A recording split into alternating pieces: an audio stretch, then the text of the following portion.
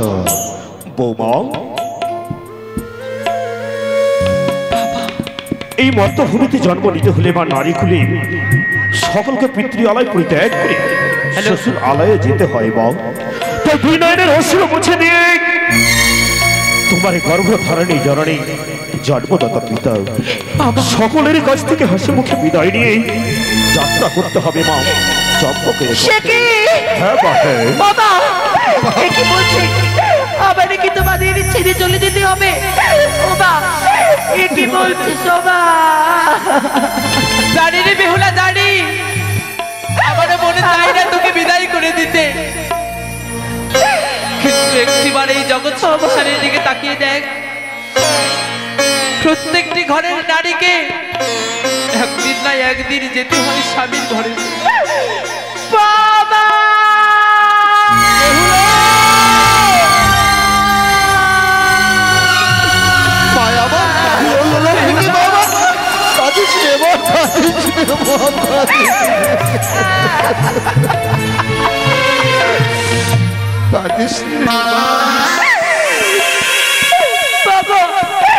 তোমাদের ছেড়ে আমি কেমন করে যাব পরের ঘরে? আমি যে পারবো না, পারবো না। জানি রে বেহুলা, জানি আমাদের ছেড়ে তুই কেমন করে থাকতে পারবি, কিন্তু তোকে যে মানিয়ে নিতে হবে রে মা। সখী রে,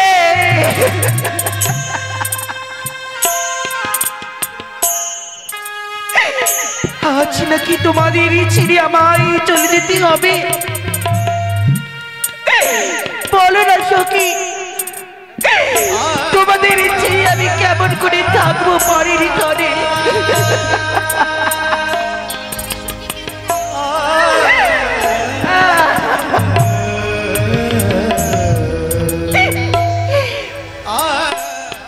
মাগো তোমার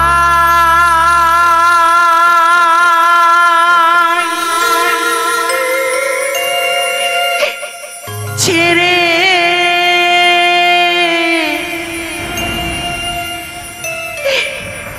কেমন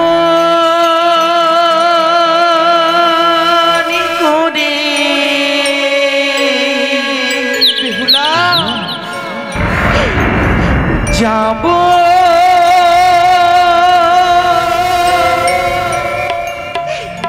পরের ঘরে? বেহুলা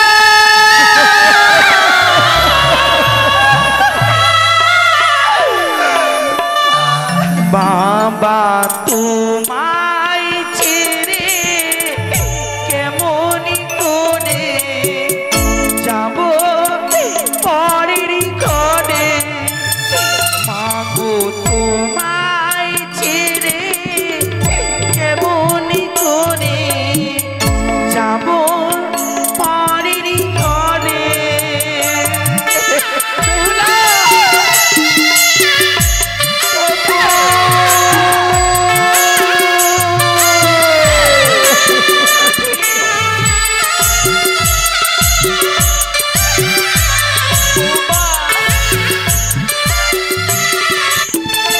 মাগো তোমায় ছেড়ে কেমন করে যাব পরের ঘরে?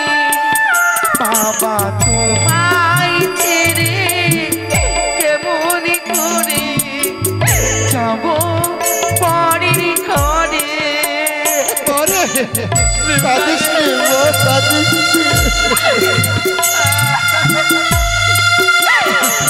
বাবা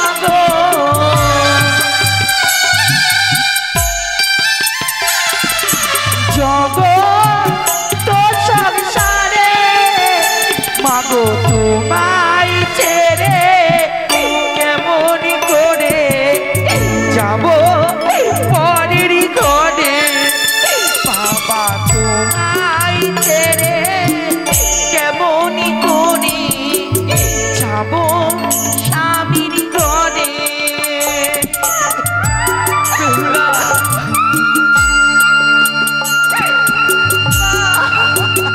মনে হতো ভাই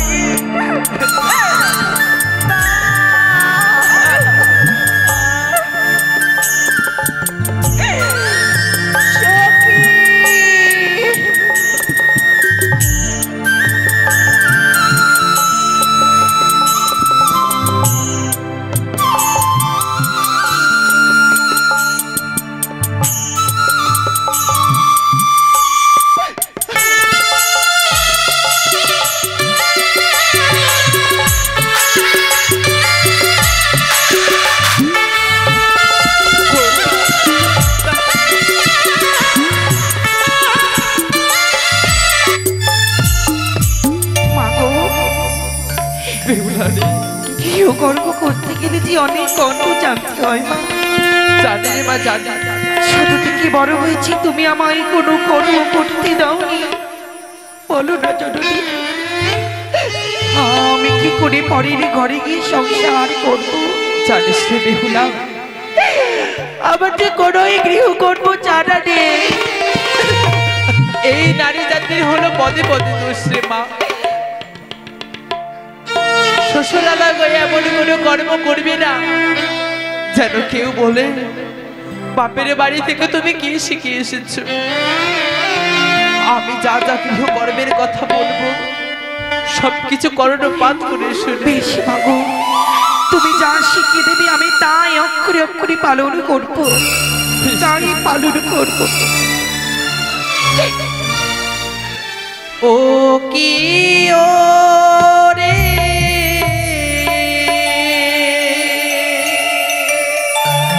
বালি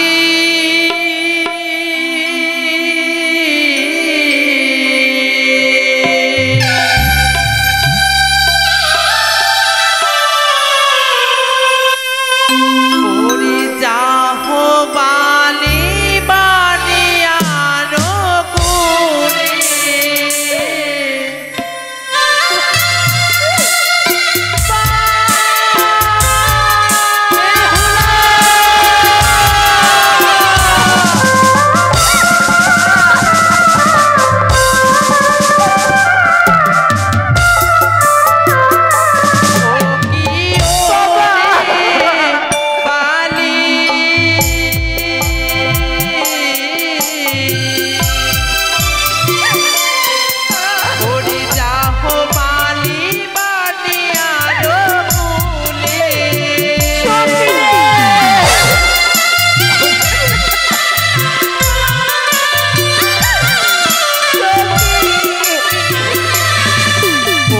কোলে থেকে নেমে বালি পদিবে চরণ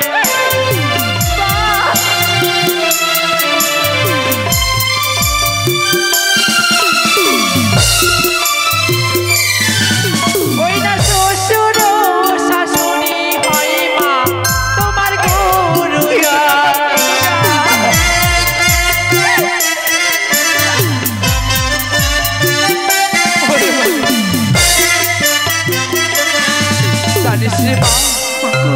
দোল্লা থেকে নেমে সর্বপ্রথমে শ্বশুর এবং শাশুড়িকে প্রণাম জানাবি। বেশি ভাগো, আজ থেকে আমরা তোর পর রে, সেই শ্বশুর শাশুড়িকে তুই পিতা মাতা বলে ডাকবি। ওই শ্বশুর ঘরে গিয়ে আমি আর কি কর্ম করবো? ওই না বড়দের মুখে বালি তর্ক না করিবে।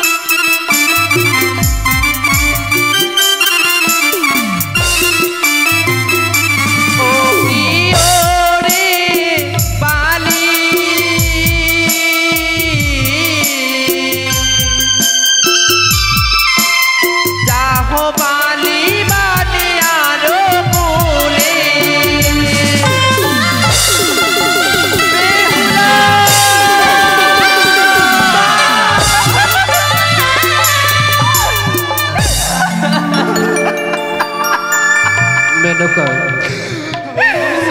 মেনকা তুমি ভেঙে পড়ো না মেনকা। তুমি যদি ভেঙে পড়ে যাও তবে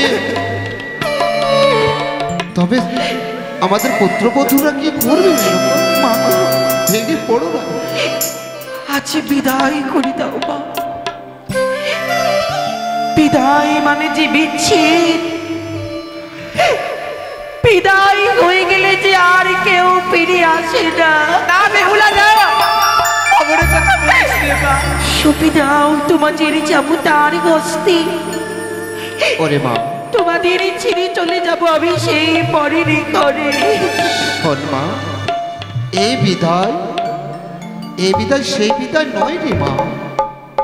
আমরা যাব, তোর শ্বশুর আলোয় যাব, তোর 6-6টি দাদা রয়েছে তারাও যাবে। হ্যাঁ, তুমি আবার আমাদের ঘরে আসবে রে মা। সবে মাত্র এসো, এসো বাবা।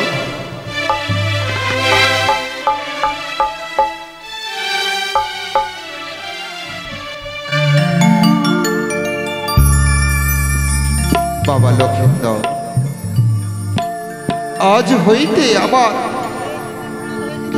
একমাত্র মেয়ে বা বেহুলা, তাই আজ তোমার হস্তে আমি তুলে দিলাম বাবা।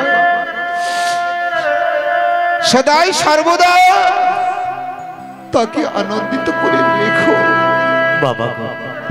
আপনার আদেশগুলো আমি অক্ষরে অক্ষরে পালন করবো বাবা। শুনে আমি আনন্দিত হলাম। ভালো করে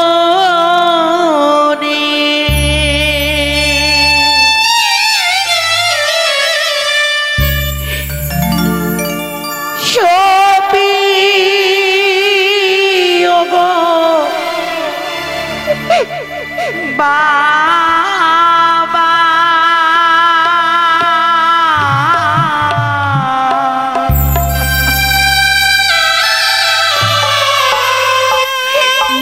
তোমার যাবো তারো হস্তে গো বাবা।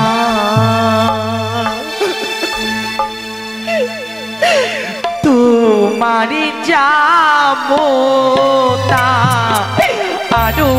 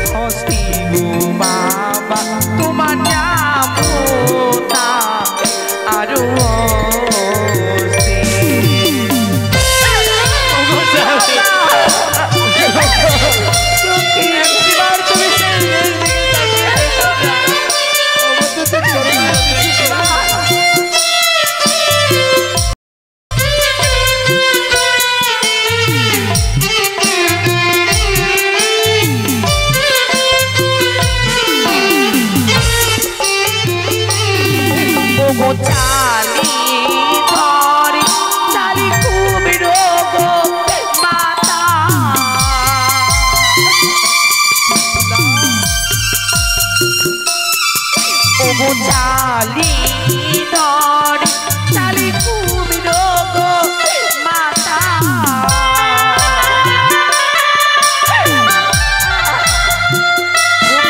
করবি ধরি মাতা করবি ধরে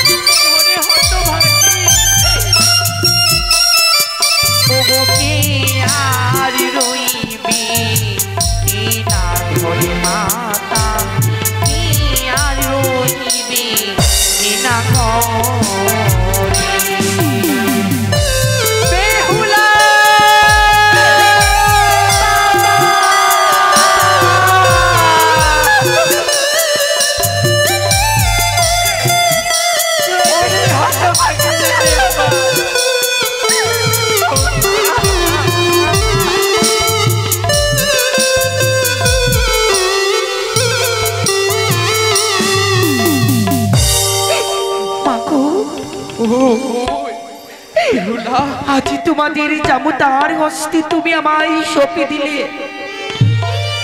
মা, কথাই বলে মাতা পিতার ঋণ নাকি কোনোদিনই শোধ করা যায় না। মাগো, বলতে পারো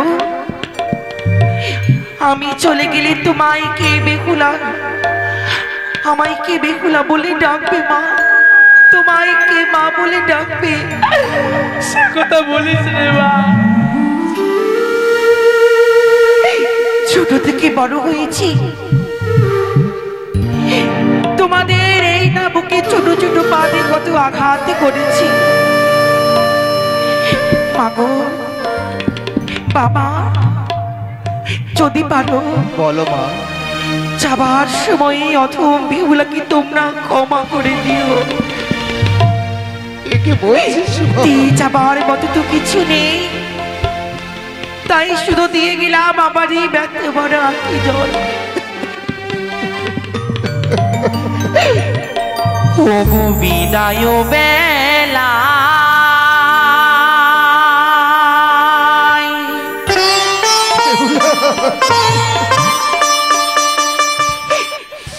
ওই আমি রেখে গেলাম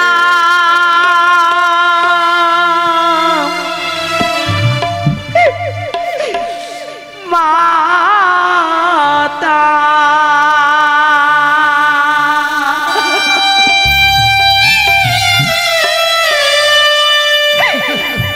আমার ব্যথা ভরা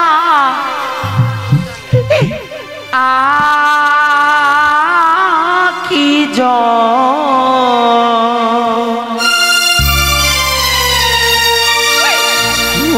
মাতা,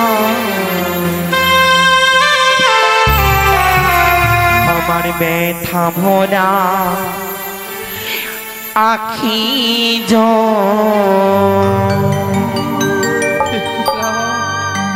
বিদায়, বিদায় মা, বিদায়। সই।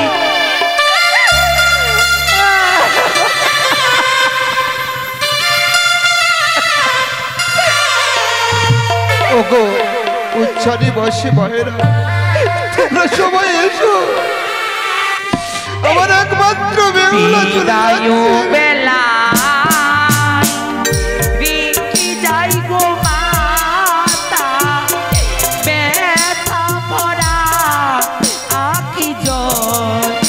আমার মাতা, ব্যথা ভরা আঁখি জল। ও গো মাতা, ব্যথা ভরা আঁখি জল।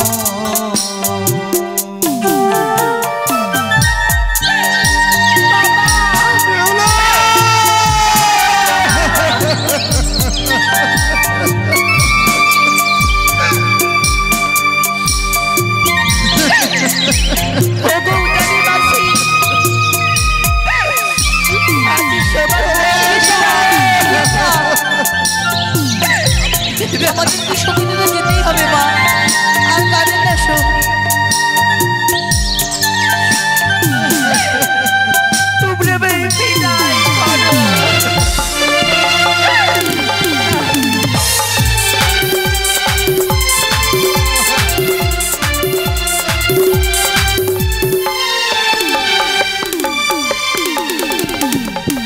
জানি না জীবনে কবে হবে দেখা,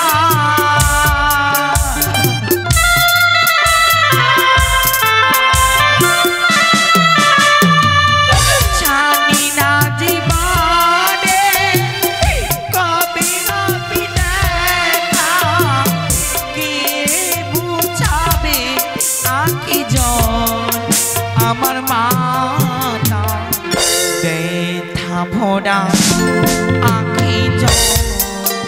আমার বাবা, ব্যথা ভরা আঁখি জল।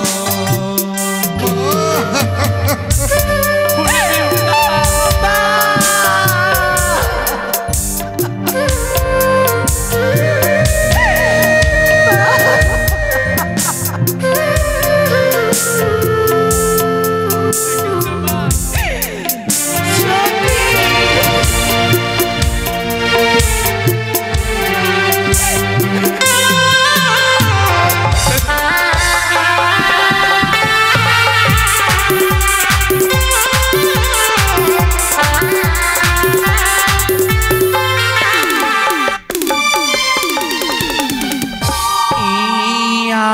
আশীর্বাদ করো তোমরা মনে আবার যেন আসি ফিরে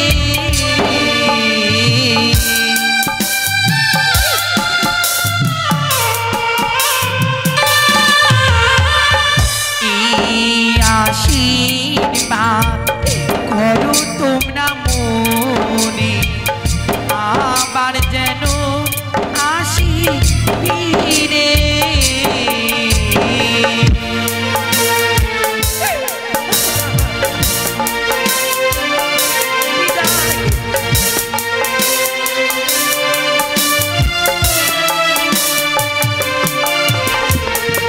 জানি না জীবনে কবি হবি দেখা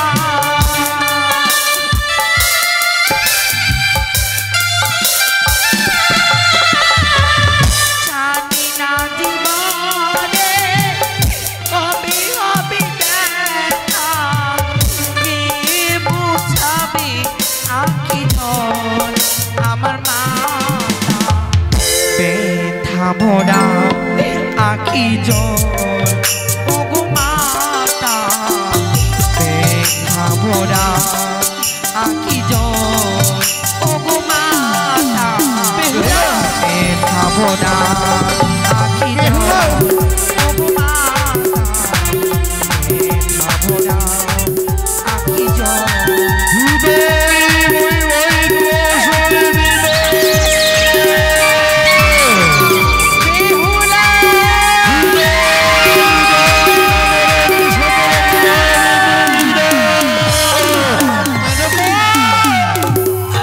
দেখলে ওগো স্বামী দেখলে দেখতে দেখতে আমাদের মেয়েটি চলে গেল ছোট্ট হয়ে গেল মিত্রের মায়া মমতা ত্যাগ করে দিয়ে আমাদের মেয়ে চলে গেল গো হয়তো আমাদের মেয়েকে নিয়ে যাচ্ছে কে নিয়ে যাচ্ছে অবলা সরল আমার মেয়ে ওই আমার দুধে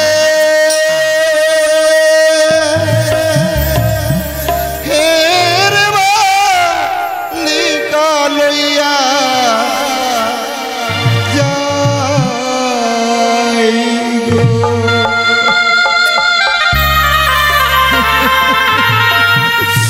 ওই যমুনা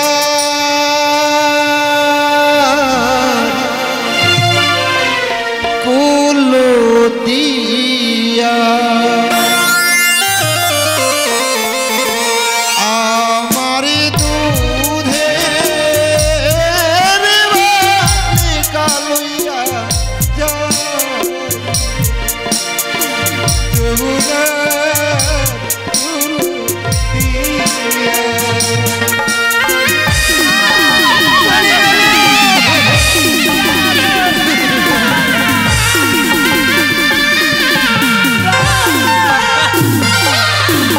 ওরে কতই তুহুর হইতে মোদের বলি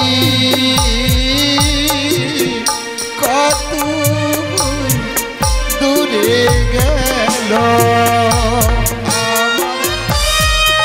চলো সবাই চলে গেল রাত্রে সব শূন্য হয়ে গেল এসব আমরা একসঙ্গে বসে কিছু কথা আলোচনা করি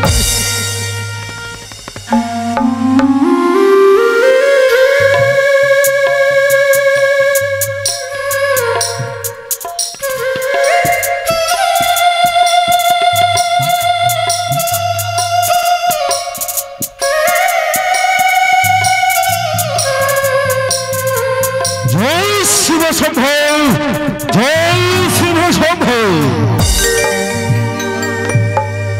কোথায় ভক্ত গো, ভক্ত বজাও নৃত্য করো, বাজি ফোটাও, এগিয়ে চলো।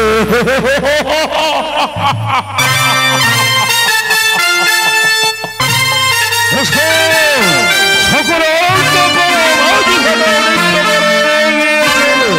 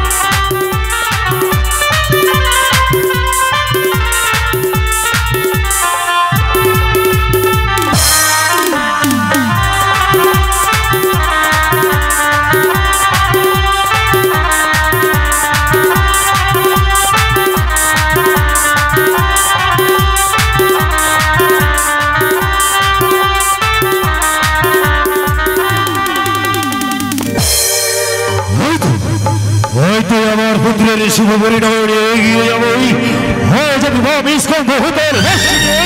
নৃত্য করতে করতে এগিয়ে যাবই আর ওই কল সাগরে আড়াল থেকে ঢুকলে ঢুকলে কামড়ে কোথায় রক্তগণ রক্তগণ নৃত্য করো মাঝি বানাল জয় শিব সভ জয় শিব সভ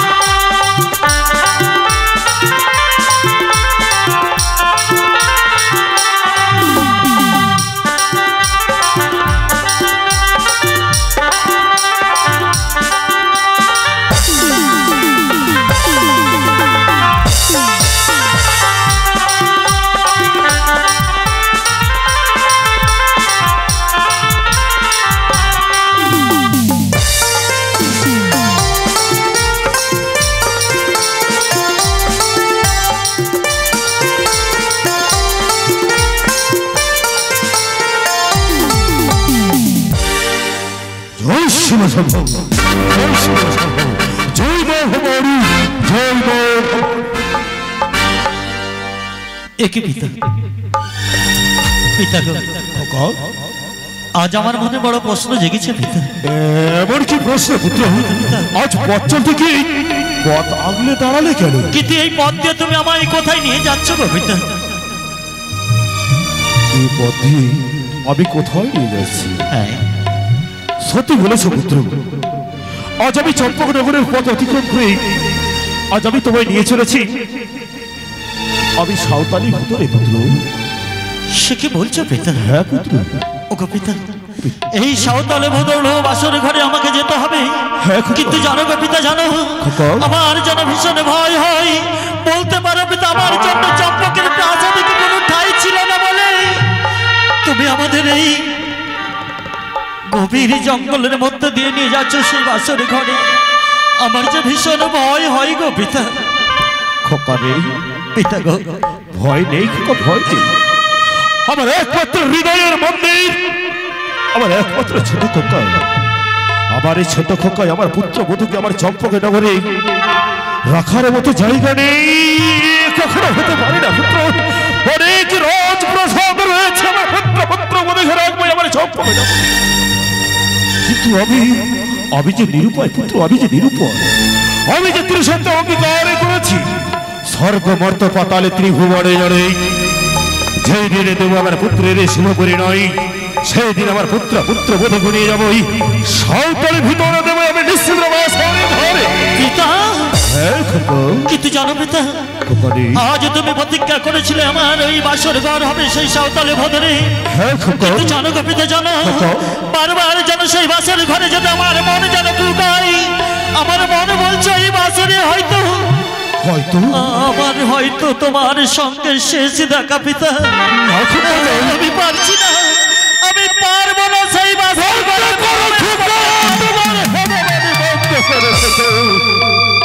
বন্ধ করো খোকা, তোমার হেডে বাড়ি বন্ধ করো। অগ্নির নাও দাও দাও করে জ্বলছে আমার বংশের শেষ অবলম্বন প্রদীপ। প্রদীপ নিভে যাবে, কখনো হতে পারে না সত্য। কোনো ভয় নেই, ওই অলক্ষিণী অপয়া ভাষা মুখে আনতে নেই পুত্র। ভয় নেই, চলো আর কিছু পথ অতিক্রম করে গেলে নিশ্চয়ই আমরা সাঁওতালের ভিতরে পৌঁছে যাবো। যদি সত্যি তাই হয়ে থাকে, আজকে যতই আমার মনে কুকাও না কেন, আমি শুধু একটি কথা জানি পিতা, পিতা ধ্যান, পিতা জ্ঞান, পিতা চিন্তামণি। পিতা হারার সমস্ত সন্তান যেন মনে হারাবনি। তাই আজ আমার সেই দিনের কথা মনে আছে পিতা। শুধুমাত্র পিতার পিতৃসত্য পালনের জন্য শ্রী রামচন্দ্র বনবাস গেছিল। তবে আমি কেন পারবো না আমার পিতার আদেশ পালন করতে সেই বাসর ঘরে প্রবেশ করতে?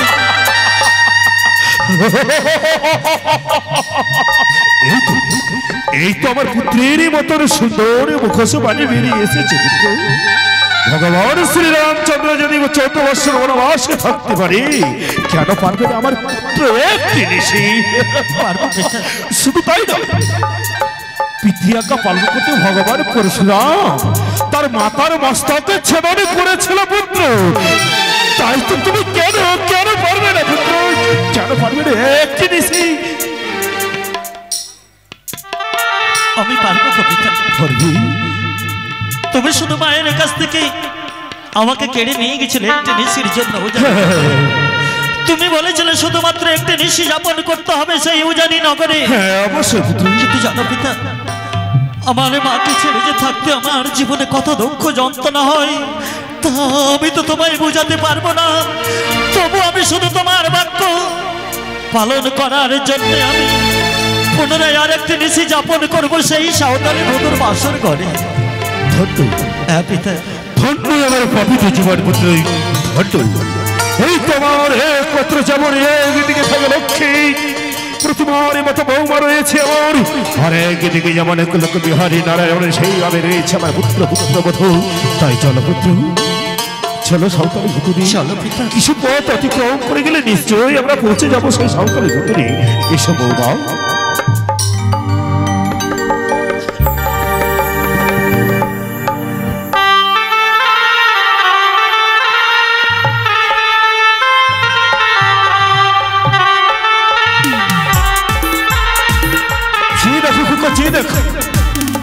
কত সুন্দর করে আমি নিশ্চিত বাসরে ঘরে নির্মাণ করেছি খোকো। আমি বলেছিলাম পিতা। হ্যাঁ খোকো। বেশ পিতা, আজকে শুধুমাত্র তোমার আদেশ পালন করতে এই বাসর ঘরে প্রবেশ করবো কবিতা। হ্যাঁ খোকো। আমি যাবো গো। হ্যাঁ পিতা। যাবি? আমি যাবো পিতা। প্রবেশ করো পুত্র। এসো।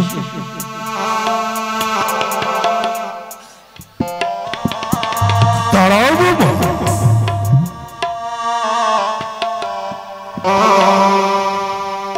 আমার কয়েকটি কথা রয়েছে বউ। পিতা, হ্যাঁ আপনি আমায় কিছু বলতে চান? অবশ্যই বউ।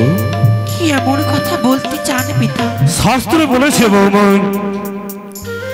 নিদ্রাতে না দিয়মতি রক্ষা করো প্রাণপতি, সজাগে গৃহে নাই হয় চুরি। বলো তো বৌমা, তুমি তো উজানি নগরীর সাইবনিক মহারাজের একমাত্র কনিষ্ঠ পুত্র। পিতা, আজ তোমার এই সাঁওতালি ভিতরে যদি কোনো ভিখারি আসে, তাকে কি তুমি ভিক্ষে প্রদান করতে পারবে বৌমা? পিতা গো। হ্যাঁ হ্যাঁ বৌমা। ছোট থেকে বড় হয়েছি মাতা পিতার গৃহে। হ্যাঁ মাতা পিতা যে আমায় এই শিক্ষা দিয়ে এসেছে, কোনোদিনই যেন দ্বার থেকে কোনো ভিখারিকে আমরা ফিরিয়ে না দিই। হ্যাঁ। তাই ভিখারি এলে নিশ্চয়ই কোনো ভিক্ষে দেব। ভিক্ষে দেবে? হ্যাঁ। তবে দাও মা দাও, তবে ভিক্ষারীকে ভিক্ষা প্রদান করো। বাবা, হ্যাঁ ভিখারি কি ভিক্ষে প্রদান করবো, কিন্তু এই বাসর ঘরে চারিদিকে কোনো তো ভিখারি নেই মামা।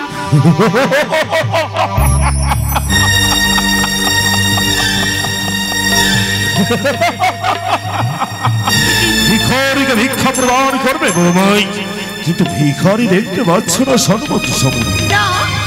ওগো, অন্য কেউ ভিখারি নয় বৌমা, অন্য কেউ ভিখারি নয়। ভিখারি আজ তোমার সর্বক সামনে দাঁড়িয়ে রয়েছে। অন্য ভিখারি নয়, ভিখারি তোমার শ্বশুর ঠাকুর বৌমা।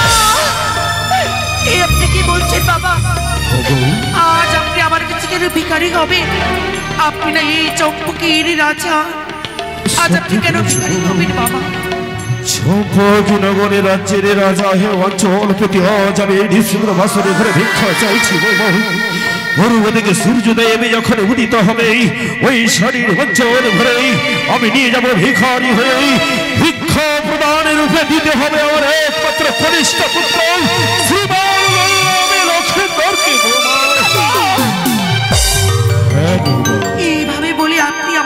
কষ্ট দিবেন না। একটি নিশি জাগৃত থাকবে বৌমাই, সে হচ্ছে আপনার আমার একমাত্র কনিষ্ঠ পুত্র যদি এই নিশ্চিদ্র বাসরে ঘরে কর্ণের নিদ্রিত হয়ে যায়, আমার একমাত্র কনিষ্ঠ বৌমা যেন নিদ্রা না যায়। পিতা তাই মনে রেখো বৌমা, নিদ্রা নিয়মতি রক্ষা করো প্রাণপতি, সদা গৃহে নাহি হয় চুরি।